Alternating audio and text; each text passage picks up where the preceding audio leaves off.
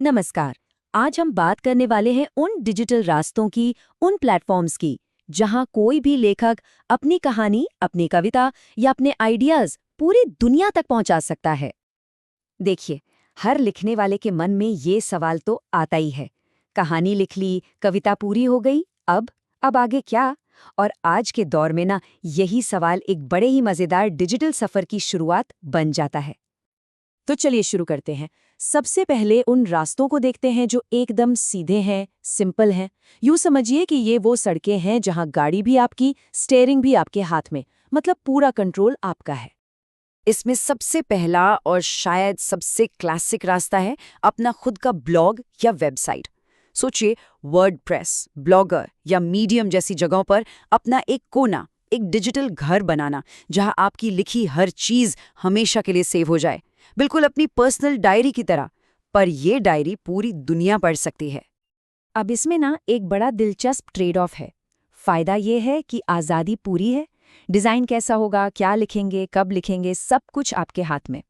लेकिन एक चुनौती भी है। उस ब्लॉग पर लोगों को लाना, अपने रीडर्स बनाना, ये मेहनत पूरी तरह से आपकी है। शुरू से सब कुछ बनाना पड़ता है। अच्छा, दूसरा सीधा रास्ता है सोशल मीडिया। ये तो हम सब इस्तेमाल करते हैं। फेसबुक हो गया, इंस्टाग्राम, जहाँ छोटी छोटी कविताएं या कहानियों के हिस्से खूबसूरत तस्वीरों के साथ पोस्ट हो सकते हैं, या फिर रील्स बन सकती हैं।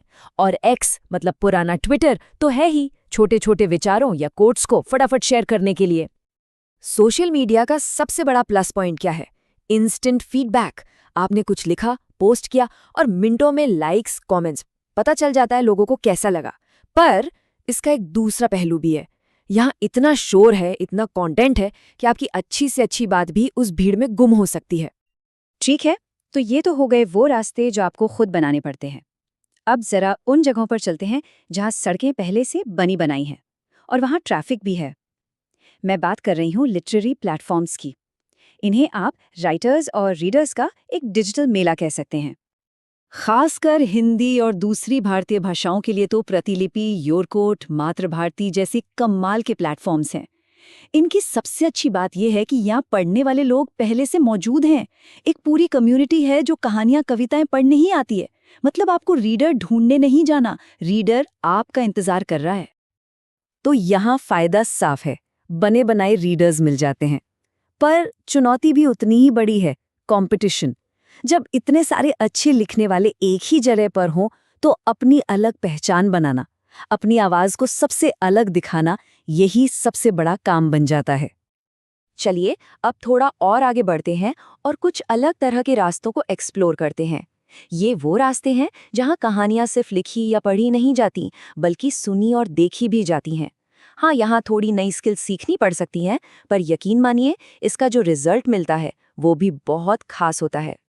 सोचिए, अपनी लिखी कहानी या कविता को अपनी ही आवाज में रिकॉर्ड करना और फिर उसे यूट्यूब वीडियो या पॉडकास्ट बनाकर लोगों तक पहुंचाना। ये तो ऐसा है जैसे आपने अपने शब्दों में जान डाल दी हो, उन्हें एक आवाज दे दी हो। इसका सबसे बड़ा फायदा ये है कि आप उन लोगों तक भी पहुंच जाते हैं जिन्हें शायद पढ़ना उतना पसंद ना हो, पर सुनना या देखना बहुत अच्छा लगता है। हाँ, बस एक बात है, थोड़ी टेक्निकल तैयारी की ज़रूरत पड़ेगी। जैसे कि अच्छी क्वालिटी की रिकॉर्डिंग कैसे करें, थोड़ी बहुत एडिटिंग कैसे करें, ये सीखना पड़ता है। अब आते हैं उस रास्ते पर जो कई लिखने वालों का एक सपना होता है, एक फॉर्मल आइडेंटिटी, एक पहचान। मैं बात कर रही हूँ अपनी रचनाओं को एक किताब की शक्ल देने की, यानी कि एक ई बुक पब्लिश करने की। और जानते हैं अच्छी बात क्या है? Amazon की किंडल डायरेक्ट पब्लिशिंग यानी KDP जैसे प्लेटफॉर्म्स ने ये काम बहुत बहुत आसान कर दिया है। अब कोई भी अपनी किताब तैयार करके उसे एक ई बुक बनाकर दुनिया भर के रीडर्स के लिए अवेलेबल करा सकता है।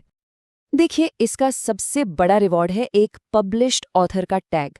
आपके नाम के साथ आपकी एक किताब जुड़ जाती है, जो एक बहुत बड़ी बात है। लेकिन इसमें मेहनत भी उतनी ही लगती है।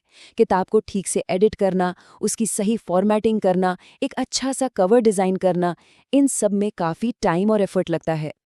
डिजिटल दुनिया की सबसे अच्छी बात यह है कि ये लगातार बदल रही है। हमेशा कुछ नया करने की गुंजाइश रहती है। तो चलिए, अब कुछ एकदम नए क्रिएटिव आइडियाज देखते हैं जिन्हें आजकल के राइटर्स खूब आजमा रहे हैं। पहला है सीरियल स्टोरीज, मतलब इंस्टाग्राम या टेलीग्राम पर अपनी कहानी को एपिसोड्स में रिलीज करना, जैसे कोई वेब सीरीज हो।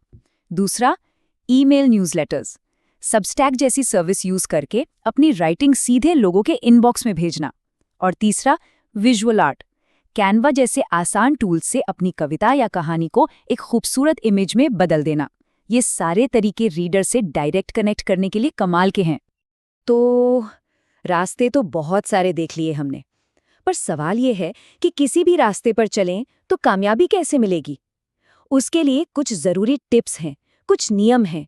ये स्लाइड एक कंपास की तरह है जो आपको सही दिशा दिखाएगी। सबसे पहली बात, शुरुआत हमेशा छोटी चीज़ों से करें। छोटी कविताएं, छोटी कहानियां, ताकि फीडबैक जल्दी मिले।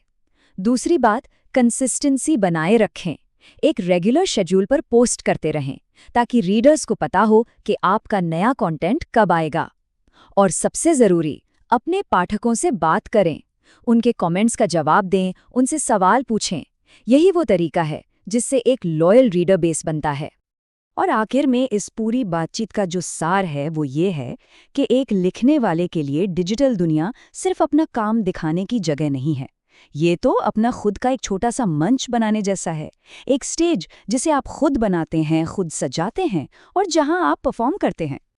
तो सवाल अब ये है कि आपकी कहानी का मंच कहाँ बनेगा और आप उसे कैसे बनाएंगे? इस सवाल के साथ मैं आपको छोड़ जाता हूँ। सोचिएगा ज़रूर।